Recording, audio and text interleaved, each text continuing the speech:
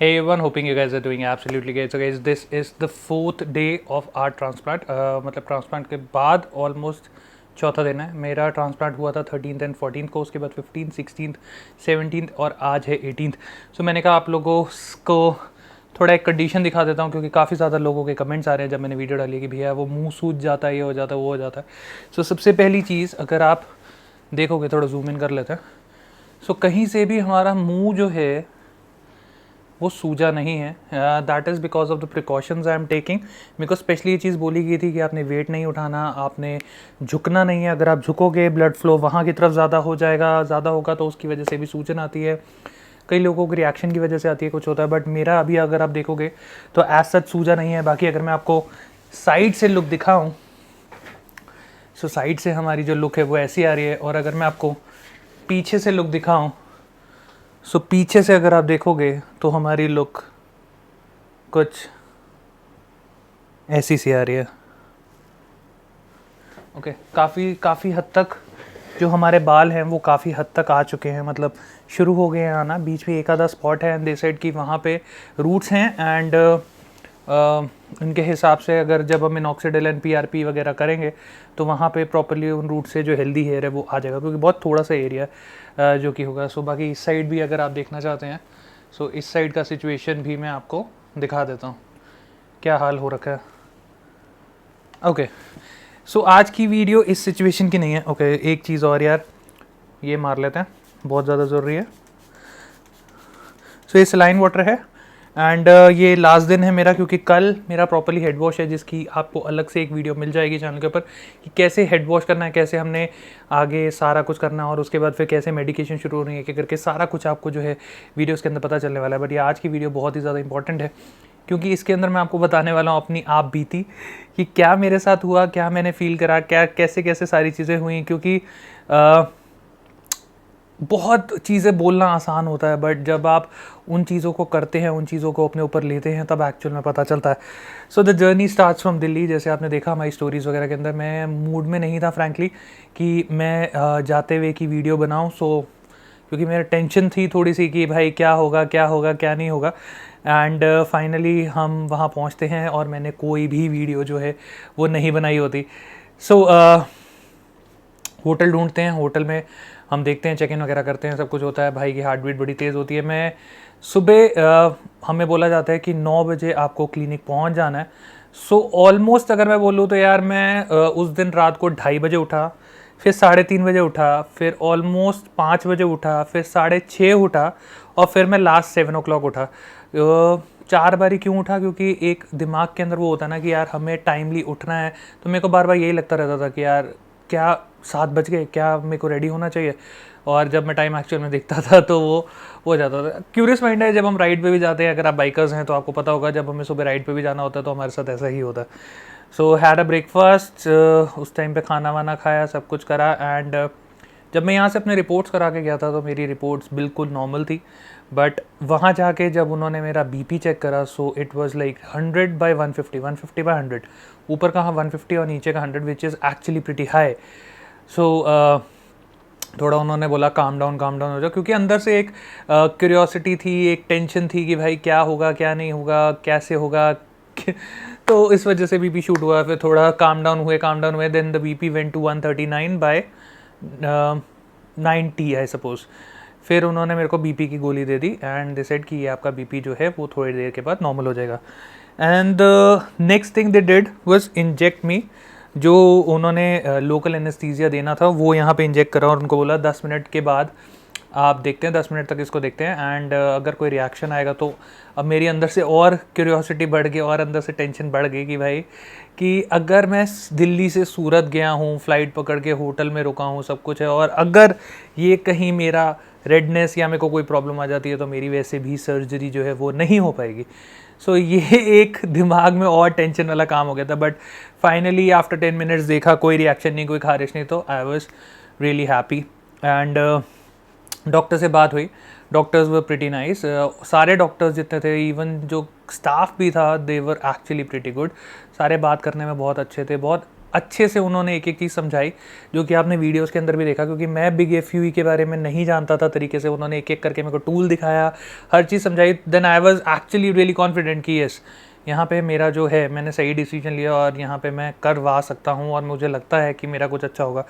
Then made marking, पूरे sir पे marking working हुई एंड बताया गया 2500 आपके यहाँ लगेंगे, ऑलमोस्ट 3000 आपके पीछे लगेंगे।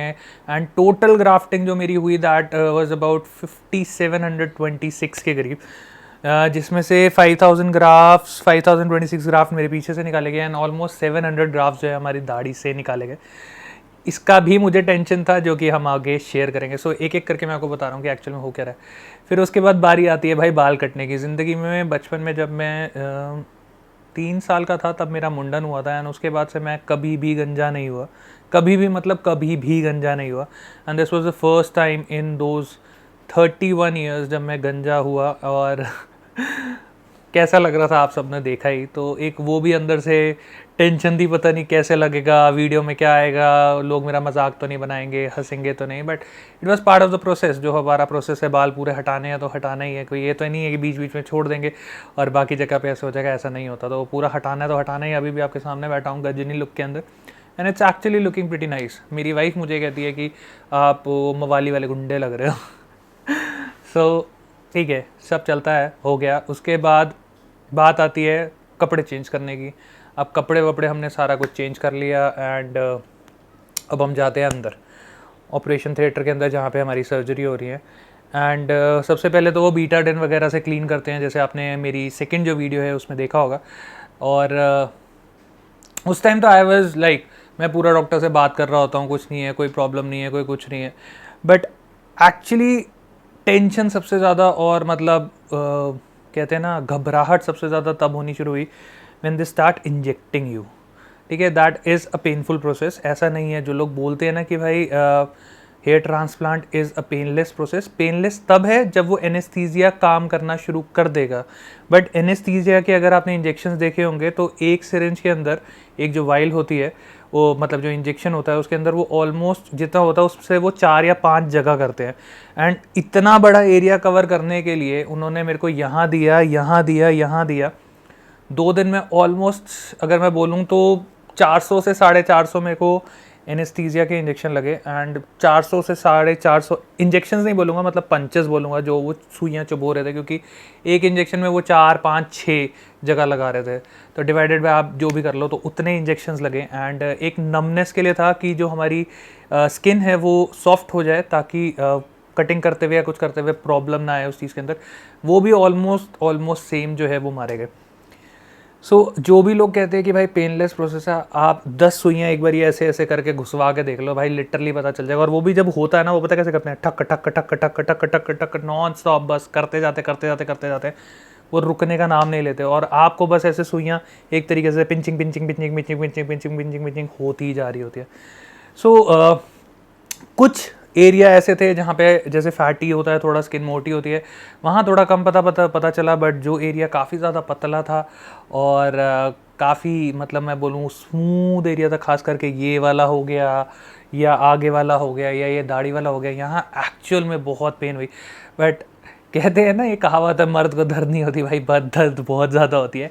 ऐसा कुछ नहीं है कि मर्द को दर्द नहीं होती भाई, literally it was painful. But जब ये सारी चीज़ें हो गई एंड उसके बाद जब उन्होंने सर्जरी करी, सो साफ पता चल रहा था। मैं कॉन्शियस माइंड से बात भी कर रहा हूँ डॉक्टर से, सब कुछ समझने की कोशिश कर रहा हूँ, हर चीज़ क्लियर करने की कोशिश कर रहा हूँ, क्या है क्या नहीं है, क्या हो रहा है। तो जब वो स्लिट्स काटते हैं, उनके हाथ इतने ज़्यादा परफेक्शन में चलते हैं, जो भी ट्रांसप्लांट करते हैं, like they do the slits like 1 2 3 4 5 6 7 8 ऐसे। आपको पता चल रहा है कि आपके सर पे कटिंग हो रही है पूरी की पूरी, ठक ठक ठक ठक ठक। पहले इंजेक्शंस का हुआ, अब नम तो हो गया, बट आप कटिंग कर रहे हो तो आपको आवाज़ आ रही है, क्योंकि आवाज़ है पूरी चिर चिर चिर चिर चिर चिर करती हुई। सो उससे हार्ट बीट तेज़ होती है, नो डाउट हार्ट बीट तेज़ होती है, बट आपको पता कुछ नहीं चल रहा होता, क्योंकि आप पूरे के पूरे नम हो चुके होते हो। एंड जैसे मैंने बोला, कुछ सॉफ्ट एरिया होते हैं जहाँ पे एनेस्थीसिया लगने के बावजूद भी आपको पेन होती है and it really pens a lot. ऐसा नहीं है कि पेन नहीं होती, जो बात है मैं आपको सीरियसली बताऊँगा। बट अगर आपके पास टाइम है, अगर आपके पास पैसा है, then it's worth the wait और इट्स वर्थ द पेन, क्योंकि 2 दिन की बात है।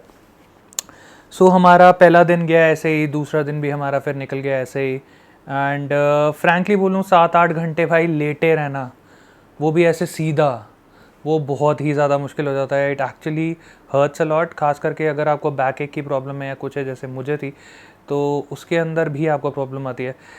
मेन चीज़ पहले दिन के बाद जब मैं घर जा रहा था, दे सेड कि आपका पिलो जो है वो यहाँ पे नहीं लगना चाहिए जहाँ पे आपके ग्राफ्ट्स लगे हुए हैं। सो ग्राफ्ट्स को बचाने के लिए आपने सिर्फ और सिर्फ ऐसे नेक के ऊपर जो है कोई कपड़ा रख के या पिलो, मतलब कोई पतला सा टॉवल का बना के वो रखना है। And you have to sleep straight, ऐसे ना आपको लेफ्ट जाना है ना राइट जाना है, आप मुड़ नहीं सकते, आपको स्ट्रेट सोना है। तो अब आप सोच लो 8-7 घंटे एक बंदा सिर्फ ऐसे सो रहा है, ऐसे सो रहा है या ऐसे सो रहा है, बट कॉन्शियस माइंड में सोना पड़ रहा है क्योंकि कहीं मैं लेफ्ट राइट गया और मेरे ग्राफ्स निकल गए तो भाई वो टेंशन वाली बात हो जाएगी। सो ये चीज़ को दिमाग में रखो कि वो जो टाइम होता है ना, लिटरली मैं बोलूँ मेरे को शायद जो वो दर्द थी वो बेरेबल थी, बट जब मैं ऐसे सो के सुबह उठता था ना, वो जो पेन होती थी, और टिल डेट आज चौथा दिन है मेरा क्योंकि अभी मैं पिलो नहीं ले सकता हूँ। इसके बाद मुझे बोला गया कि जब आप कल हेड वॉश कर लेंगे तो उसके बाद आप एक सॉफ्ट पिलो के साथ कर सकते हैं। टिल डेट मैं सुबह उठता हूँ मेरी गर्दन पूरी चोक होती है एंड 2-3 घंटे तक तो मैं उसको हिला भी नहीं पाता, बिल्कुल भी हिला नहीं पाता।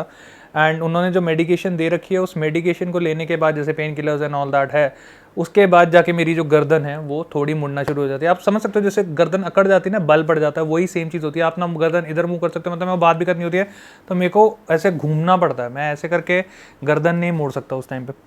सो वो मुझे सबसे ज़्यादा टॉर्चर लगा था। इवन वो उस इंजेक्टेबल वाला जो पार्ट है उससे भी बड़ा जो टॉर्चर था वो मुझे वो लगा कि वो जो 4-5 दिन आपका सोने का है ना। ओके, सो हमारा फर्स्ट डे निकल गया, सेकंड डे निकल गया, हमारी सर्जरी पूरी हो गई, जितने भी मेरे क्वेश्चंस थे, जितने भी डाउट्स थे दवाइयों के रिलेशन में, हर चीज़ के रिलेशन में, हर चीज़ मेरी पूरी क्लियर हुई। आपने एक एक करके वीडियोज़ भी देखी है। एंड घर आया, बाय प्लेन आया क्योंकि मेरी 15 की फ़्लाइट थी। मेरे को कोई इशू नहीं आया कि मेरे को कहीं से कुछ प्रॉब्लम लग रही हो, कहीं मैं डिज़ी फील कर रहा हूँ, चक्कर आ रहे हूँ या सर दर्द हो रहा हो बहुत ज़्यादा, ऐसा कुछ भी नहीं था।